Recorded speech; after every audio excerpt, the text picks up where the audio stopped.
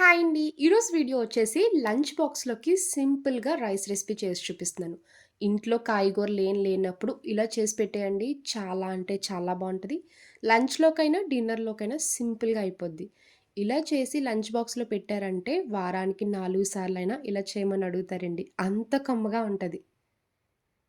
ఈ simple rice recipe ఎలా చేయాలో ఒకసారి చూద్దాం రండి.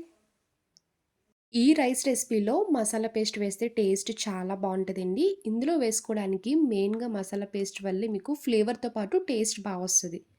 ఇలాంటి ఒక మిక్సీ జార్ తీసుకొని 2 స్పూన్లు ధనియాలు, హాఫ్ టీ స్పూన్ జీలకర్ర, 2 యాలక్కాయలు, 3 లవంగాలు, చిన్నించి దాల్చిన చెక్క వేసుకొని, అల్లం, వెల్లుల్లి వేసుకున్నాక కొంచెం వాటర్ యాడ్ చేసుకొని మెత్తగా మిక్సీ చేసుకోవాలి.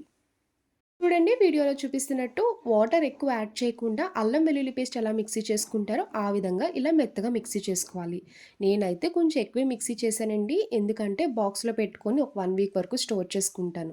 ఈ మసాలా పేస్ట్ అయితే ఈ రైస్‌లోకనే కాదండి, చికెన్ కర్రీ, మటన్ కర్రీ ఏ నాన్ వెజ్ కర్రీస్‌లో అయినా ఇలా ఒక స్పూన్ మసాలా పేస్ట్ వేయండి. ఫ్లేవర్‌తో పాటు టేస్ట్ చాలా బావుంటది. ఈవెన్ వెజ్ కర్రీస్ కూడా చాలా బావుంటాయండి. ఆలు మసాలా కుర్మా చేసినా కూడా సూపర్ ఉంటది.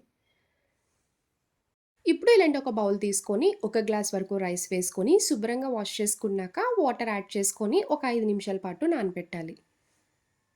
మీకు కుక్కర్‌లో అయితే ఇంకా తొందరగా అయిపోద్దండి. స్టవ్ ఆన్ చేసి ఇలాంటి ఒక ప్రెషర్ కుక్కర్ పెట్టి, ఆయిల్ వేసుకున్నాక, ఒక స్పూన్ నెయ్యి వేసుకోండి. నెయ్యి ఇలా హీట్ అయ్యాక బిర్యానీ స్పైసెస్ వేసుకొని లైట్‌గా ఫ్రై చేయాలి. ఇప్పుడు ఇందులో ఒక ఉల్లిపాయ, 2 పచ్చిమిరపకాయలు ఇలా పొడవుగా కట్ చేసి వేసుకోండి. కొంచెం పుదీనా వేయండి. పుదీనా వేయడం వల్ల టేస్ట్ చాలా బావుంటది. ఈ ఉల్లిపాయ, పచ్చిమిర్చి లైట్ గోల్డెన్ కలర్ వచ్చే వరకు ఫ్రై చేసుకోవాలి. చూడండి ఉల్లిపాయలు చక్కగా ఫ్రై అయ్యాయి కదా! ఇప్పుడు టమాటా వేసుకోండి. ఒకటి మీడియం సైజ్ టమాటా వేసుకుంటే సరిపోద్ది. ఇలా కట్ చేసి వేసుకోవాలి. టమాటా ముక్కలు వేసుకున్నాక టమాటా సాఫ్ట్ అయ్యే వరకు కుక్ చేయండి. నేనైతే కొంచెం పెద్ద పీసెస్ వేసుకున్నాను. మీరు కావాలనుకుంటే చిన్నగా కట్ చేసుకొనైనా వేసుకోవచ్చు. ఇప్పుడు ఇందులో ముందుగా మిక్సీ చేసుకున్న మసాలా పేస్ట్ వేసుకోండి. ఒక స్పూన్ వేసుకోవాలి. మిగిలిన మసాలా పేస్ట్ మీరు ఫ్రిడ్జ్‌లో పెట్టుకొని ఒక 10 డేస్ అయినా స్టోర్ చేసుకోవచ్చండి. అదే టేస్ట్ ఉంటది. ఫ్లేవర్ అస్సలు పోదు. హాఫ్ టీ స్పూన్ కారం, ఇంకొక half teaspoon biryani masala వేసుకొని మీ టేస్ట్‌కి తగ్గ సాల్ట్ వేసుకున్నాక మొత్తం అంతా కలిసేలాగా ఒకసారి ఫ్రై చేసుకోవాలి.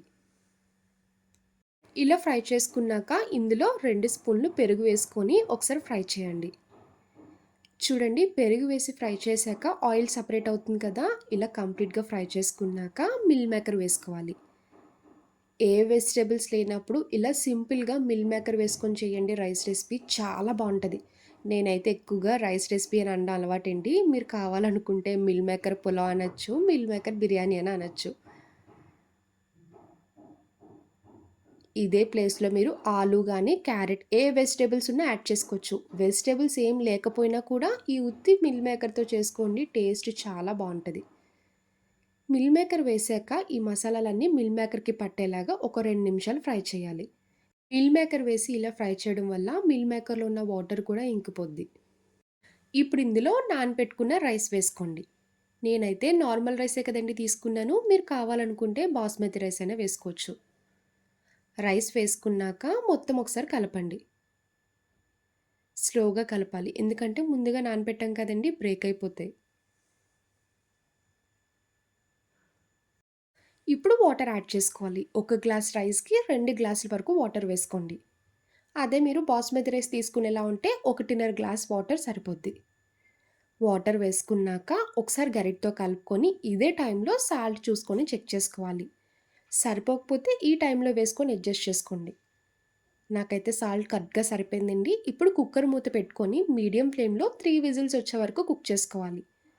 ఇలా కుక్కర్‌లో అయితే తొందరగా అయిపోద్ది.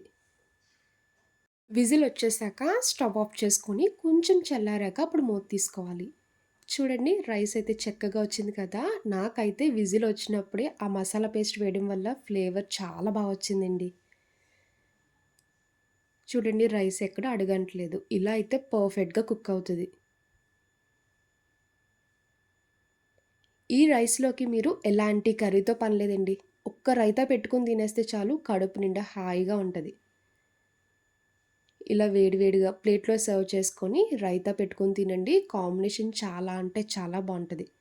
ఇలా లంచ్ బాక్స్‌లోకి కూడా సింపుల్‌గా చేసి పెట్టేయండి. కుక్కర్‌లో అయితే 10 నిమిషాల్లోనే క్విక్ అండ్ ఈజీగా అయిపోద్ది. చూసారు కదా రైస్ రెసిపీ. నా వీడియో మీకు నచ్చితే లైక్ చేసి షేర్ చేయండి. ఫస్ట్ టైమ్ చూసేవాళ్ళు ఎవరైనా అయితే ప్లీజ్ అండి నా ఛానల్ సబ్స్క్రైబ్ చేయండి. బాయ్ అండి.